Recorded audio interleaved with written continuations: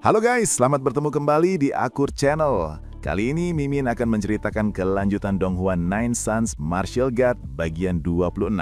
Namun tak bosan-bosannya Mimin ingin mengucapkan maaf yang sebesar-besarnya dikarenakan untuk video dan alur cerita tidak sama. Jadi untuk videonya hanya sebagai bumbu pemanis saja ya guys.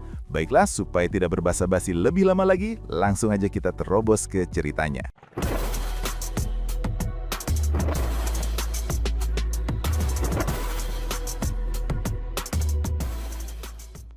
Pada episode sebelumnya, diceritakan Ye Yunfei meminjam kuda iblis naga merah dan melesat pulang karena firasat buruk.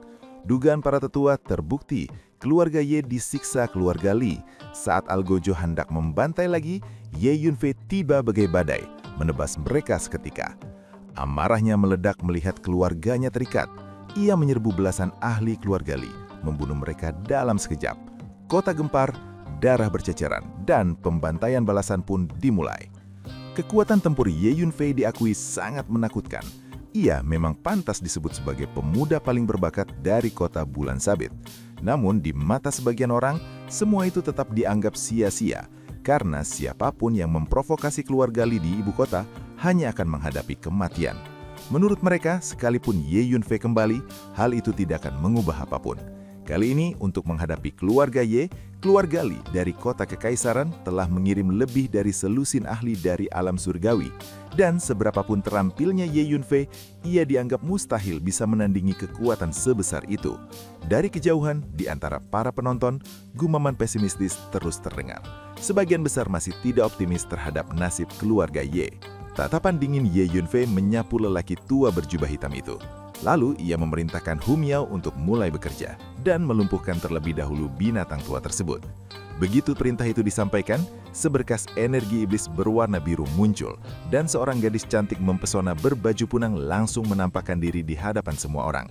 Dengan gerakan anggun dan lincah, Hu Miao hanya membutuhkan satu langkah untuk tiba di depan lelaki tua berjubah hitam itu. Perasaan tidak enak segera muncul di hati lelaki tua tersebut. Dalam sekejap, Hu Miao melepaskan semburan energi iblis hijau yang menyebar cepat dan langsung menelan tubuhnya. Lelaki tua berjubah hitam itu terkejut saat menyadari dirinya tidak bisa bergerak sama sekali. Kekuatan iblis yang menakutkan telah menyegel tubuhnya dengan rapat. Ia hanya berada di tahap akhir alam surgawi, sementara Hu Miao telah mencapai tahap akhir alam mendalam. Perbedaan kekuatan mereka terlalu jauh, dan ia sama sekali bukan tandingan Hu Miao. Hu Miao kemudian mengulurkan jari rampingnya ke arah dantian lelaki tua berjubah hitam itu dan menjentikkannya dengan ringan. Kekuatan iblis yang mengerikan bagaikan bola meriam langsung menghantam dantian tersebut. Dalam sekejap, energi di dantian lelaki itu mulai menghilang dengan liar. Ia merasakan kekuatan spiritual yang telah ia pupuk selama bertahun-tahun tercerabut tanpa kendali, membuat ketakutan menyergap hingga jiwanya seakan hendak meninggalkan tubuh. Tak lama kemudian, tubuhnya melemah dan roboh ke tanah. Wajahnya dipenuhi keputusasaan. Kultivasinya telah hancur total. Para penonton pun gempar. Mereka mempertanyakan siapa sebenarnya wanita cantik itu. Terkejut karena seorang ahli alam surgawi dapat dilumpuhkan hanya dengan satu gerakan. Mereka juga menyadari bahwa wanita tersebut jelas berada di pihak Ye Yunfei. Tatapan penuh ketercekutan tertuju pada Hu Miao, membuat bulu kuduk banyak orang merinding. Ye Yunfei kemudian memerintahkan Hu Miao untuk melumpuhkan selusin lebih ahli alam surgawi dari keluarga Li. Namun, melarangnya membunuh mereka terlebih dahulu. Ia menegaskan bahwa ia tidak akan membiarkan mereka mati semudah itu. Nada suaranya dingin dan syarat niat membunuh. Kali ini, keluarga Li dari kota kekaisaran memang telah mengirim total lebih dari selusin ahli alam surgawi ke kota Buhan Bundar. Para ahli alam surgawi itu masih terkejut dan belum sepenuhnya sadar ketika melihat lelaki tua berjubah hitam dilumpuhkan dalam satu gerakan. Hu Miao mengangguk menyatakan bahwa ia mengerti. Seketika, sejumlah besar energi iblis hijau menyembur keluar seperti badai dan bergejolak di seluruh area. Aura iblis yang dilepaskan Hu Miao begitu kuat hingga bahkan para ahli alam mendalam pun harus waspada. Tubuh Hu Miao berubah menjadi seberkas cahaya hijau dan melesat ke arah belasan ahli alam surgawi dengan kecepatan mencengangkan. Kemanapun ia lewat, satu persatu ahli alam surgawi berjatuhan ke tanah sambil menjerit kesakitan. Dantian mereka dihancurkan tanpa ampun, membuat mereka semua menjadi tidak berguna. Dengan kekuatan setara tahap akhir alam mendalam, para ahli alam surgawi di hadapannya tidak lebih dari bayi tanpa daya. Dalam waktu kurang dari 2 menit, lebih dari selusin ahli alam surgawi telah ditangani. Pemandangan itu membuat semua orang yang menyaksikan ketakutan. Mereka benar-benar tercengang oleh kekuatan Humiao yang menakutkan. Di sisi lain, para anggota keluarga Ye menangis bahagia. Fakta bahwa belasan ahli alam surgawi dari keluarga Li telah dilumpuhkan, berarti keluarga Ye akhirnya selamat. Di tengah pembantaian, Ye Yunfei kembali memerintahkan Humiao untuk mengawasi dengan ketat dan memastikan tidak satupun anggota keluarga Li di ibu kota dapat melarikan diri. Humiao menjawab dengan yakin bahwa ia tidak akan membiarkan siapapun pergi. Humiao telah menangani semua ahli alam surgawi. Sisa pasukan keluarga Li sama sekali bukan tandingan Ye Yunfei. Mereka tewas satu persatu hanya dengan satu gerakan.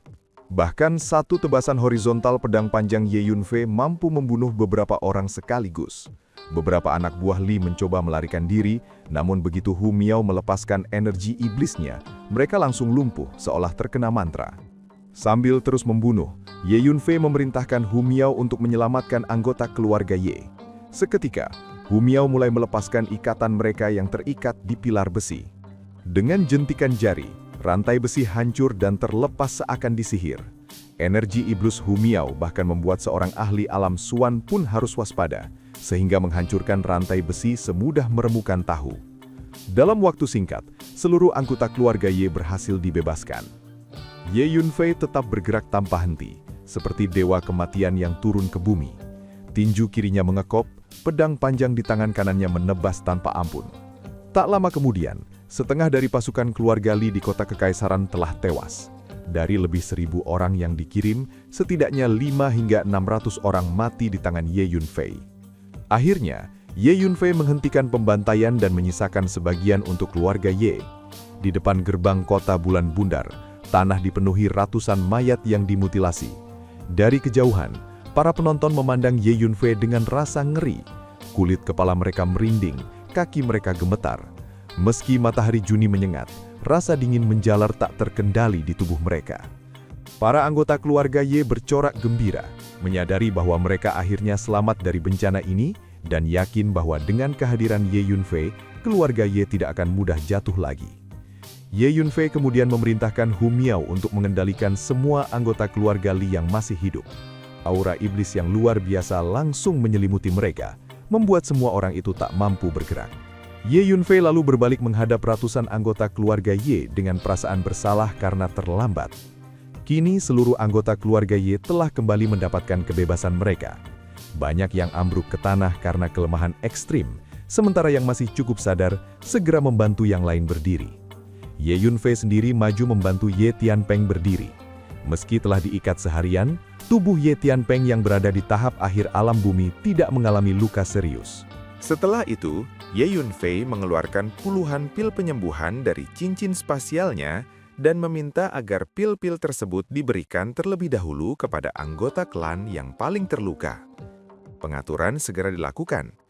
Ye Yunfei kemudian menunjuk anggota keluarga Li yang masih hidup dan memerintahkan agar mereka semua diikat ke pilar besi. Dari lebih 1.000 orang, sekitar 4 hingga 500 masih hidup. Beberapa anggota keluarga Ye yang kuat segera menarik mereka dan mengikatnya satu persatu. Lelaki tua berjubah hitam ditempatkan di pilar besi paling mencolok di tengah. Ye Yunfei lalu memerintahkan agar setiap 1 jam seseorang dikirim untuk mencambuk mereka, namun tidak membunuh. Ramuan penyembuhan juga harus diberikan agar mereka tidak mati dengan mudah. Ia ingin mereka terus hidup dalam penderitaan tanpa akhir, merasakan rasa sakit yang sama seperti yang dialami keluarga Ye. Kali ini ia tidak kembali tepat waktu, keluarga Ye pasti telah musnah. Hati Ye Yunfei dipenuhi amarah tak terbatas, dan ia tidak berniat membiarkan satupun dari keluarga Li di ibu kota lolos dari pembalasan. Pria tua berjubah hitam itu tiba-tiba meraung, meluapkan ancaman dengan menyebut identitas keluarga Li di kota kekaisaran dan keyakinannya bahwa perlakuan terhadap mereka tidak akan dibiarkan begitu saja. Baru saja, setelah Humiao menghancurkan dantiannya dan seluruh kultivasinya lenyap, pria tua berjubah hitam itu berada dalam keadaan linglung. Tatapannya kosong, hatinya dipenuhi keputusasaan, bagaikan orang idiot yang jiwanya telah dicabut. Perlu diketahui bahwa ia telah menghabiskan seluruh hidupnya berlatih dengan tekun menjadi seorang master di tahap akhir alam surga, bahkan telah mulai menyentuh peluang untuk menembus ke alam mendalam. Namun tanpa diduga, semuanya lenyap dalam sekejap. Karena itulah ia hampir sepanjang hari berada dalam kondisi demensia. Baru pada saat ini ia tersadar menatap Ye Yunfei dengan mata penuh kebencian dan kembali meraung. Ye Yunfei kemudian menunjuk ke arah pria tua berjubah hitam itu dan memerintahkan agar dimulai dari orang tua tersebut dipukuli habis-habisan tanpa membunuhnya. Selama pria itu masih bernafas, ia akan menggunakan ramuan penyembuhan untuk menghidupkannya kembali, membuatnya menderita siksaan dan rasa sakit paling hebat sebelum akhirnya dibiarkan mati. Ye Tianpeng melangkah maju sambil menyatakan tekadnya untuk bertindak. Ia mengeluarkan cambuk kulit dan mulai mencambuk lelaki tua berjubah hitam itu. Dendam Ye Tianpeng terhadap lelaki tua ini telah lama terpendam.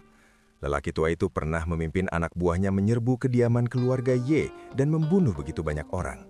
Setiap cambukan yang diayunkan Ye Tianpeng disertai luapan emosi ditujukan untuk pramugara Liu, untuk keponakannya Ye Guo, dan untuk setiap anggota keluarga Ye yang tewas.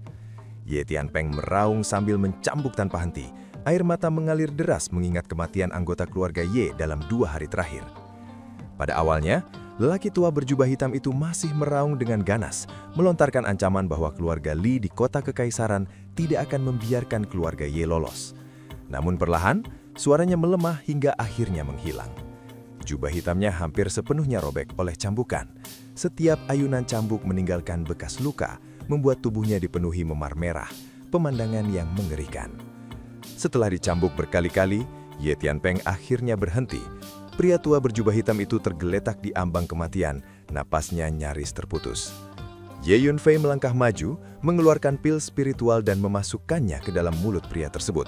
Dengan nada dingin dan menusuk, ia memastikan bahwa pria tersebut tidak akan mati semudah itu. Kata-kata itu terdengar jelas hingga ke telinga lelaki tua berjubah hitam itu. Ye Yunfei lalu mempersilahkan anggota keluarga Ye lainnya untuk meluapkan keluhan dan amarah mereka.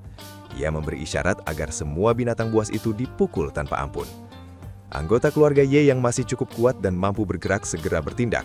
Mereka meraung dan menyerbu maju dengan cambuk atau pentungan, memukuli 4 hingga 500 anggota keluarga Li dari kota kekaisaran dengan brutal. Selama 2 hari terakhir, penderitaan keluarga Ye begitu besar. Kini akhirnya semua itu bisa diluapkan. Bahkan, mereka yang tidak berlatih seni bela diri, wanita, anak-anak, pelayan, dan pembantu, ikut mengambil tongkat atau batu apapun yang ditemukan, lalu menyerbu maju dan menghantam anggota keluarga Li dengan penuh kebencian. Jeritan kesakitan pun terdengar tanpa henti. Para penonton yang menyaksikan dari kejauhan terkejut melihat hasilnya. Awalnya, seluruh kota Bulan Bundar mengira keluarga Ye akan celaka. Namun tanpa diduga, kembalinya Ye Yunfei secara tiba-tiba telah sepenuhnya membalikan keadaan. Kini, keluarga Ye telah aman, sementara orang-orang dari keluarga Li di ibu kota justru berada dalam situasi yang sangat sulit. Bisikan-bisikan pun terdengar antara kerumunan, membicarakan betapa berkuasanya keluarga Ye dan keberanian mereka memperlakukan keluarga Li dari ibu kota seperti ini. Sebagian orang yakin bahwa setelah kejadian ini, keluarga Li di ibu kota pasti tidak akan membiarkannya begitu saja. Tak lama kemudian, sekelompok orang bergegas keluar dari dalam gerbang kota, dipimpin oleh penguasa kota baru Kota Bulan Bundar. Mereka bersyukur karena Ye Yunfei telah kembali tepat waktu sehingga keluarga Ye selamat. Ye Yunfei pun menghampiri penguasa kota tersebut dan menyampaikan rasa terima kasihnya. Surat yang ia terima saat berada di Sekte Tianwan memang dikirim oleh penguasa kota melalui burung merpati pos. Kepribadian Ye Yunfei sangat jelas dalam membedakan rasa terima kasih dan dendam. Jika penguasa kota tidak mengirim pesan tepat waktu, keluarga Ye mungkin telah tamat. Karena itu, Ye Yunfei memperlakukan penguasa kota dengan penuh sopan. Penguasa kota sendiri tertawa lepas, menyebut bantuannya hanya hal kecil, dan mengungkapkan rasa malu karena terlalu lemah untuk menyelamatkan keluarga Ye secara langsung. Ia juga menyadari bahwa Ye Yunfei adalah sosok yang disukai pangeran ketiga, dan mendekatinya merupakan pilihan bijak. Ye Yunfei kembali menegaskan bahwa ia tetap berutang budi. Bantuan dari Kaisar Langit bukanlah sesuatu yang bisa dianggap ringan, meski penguasa kota belum menyadari betapa berharganya ucapan Ye Yunfei tersebut. Setelah itu, Ye Yunfei dan Ye Tianpeng memimpin anggota keluarga Ye kembali ke kediaman mereka. Kediaman keluarga Ye kini dalam kondisi bobrok dan berantakan. Ye Yunfei mengetahui bahwa dalam 2 hari terakhir, sekitar 1/10 anggota keluarga Ye telah tewas. Hampir sepertiga lainnya menderita luka serius dan lebih dari 20 orang lagi masih tidak sadarkan diri, nyaris kehilangan nyawa. Di antara mereka terdapat pelayan Ye Yunfei, Xiao Ye. Ye Yunfei lalu menyampaikan bahwa hal terpenting saat ini adalah menyelamatkan nyawa terlebih dahulu, sementara urusan lain bisa ditangani kemudian. Ye Tianpeng mengangguk setuju, menyadari bahwa keselamatan nyawa adalah prioritas utama. Ye Yunfei kemudian menyatakan niatnya untuk pergi ke Ling Zhenfang untuk mendapatkan ramuan penyembuhan dalam jumlah besar. Sebelum berangkat, Ye Yunfei datang ke kamar Xiao Ye, memegang tangan mungilnya yang lembut, menatap wajahnya yang pucat dan tak sadarkan diri, lalu berjanji dalam hati bahwa ia pasti akan membangunkannya. Setelah itu, Ye Yunfei meninggalkan kediaman keluarga Ye dan menuju Ling Zhenfang yang terletak di sebelah barat kota Yuanye. Kedatangannya mengejutkan pelayan Ling Zhenfang. Peristiwa di kota bulan sabit telah sampai ke telinga mereka, dan pelayan itu tidak menyangka Ye Yunfei akan tiba secepat ini. Ye Yunfei menyampaikan keperluannya untuk membeli sejumlah ramuan dengan tenang.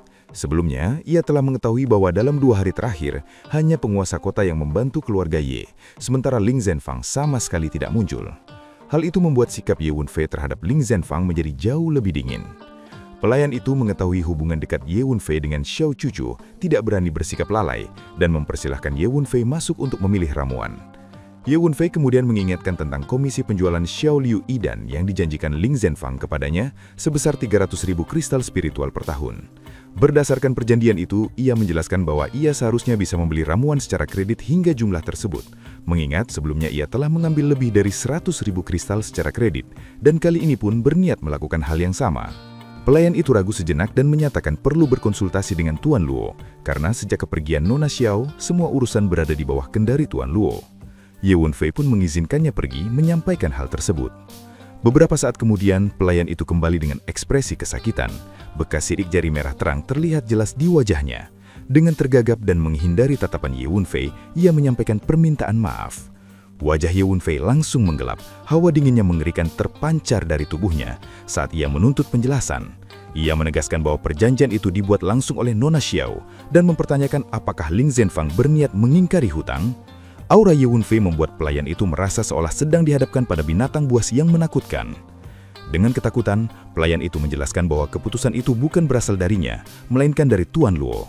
Mulai sekarang, menurut perintah Tuan Luo, bengkel Ling Zhen tidak akan membayar sepeser pun kepada keluarga Ye. Dan, adegan ini pun mengakhiri pertemuan kita kali ini. Terima kasih kepada semua yang telah menyimak dari awal sampai akhir video ini. Dan juga Mimin ingin mengucapkan terima kasih yang sebesar-besarnya kepada semua yang sudah subscribe Akural Channel. Semoga semuanya dimudahkan rizkinya dan dilancarkan segala urusannya. Juga disehatkan selalu setiap saat dan terhindar dari segala penyakit. Amin.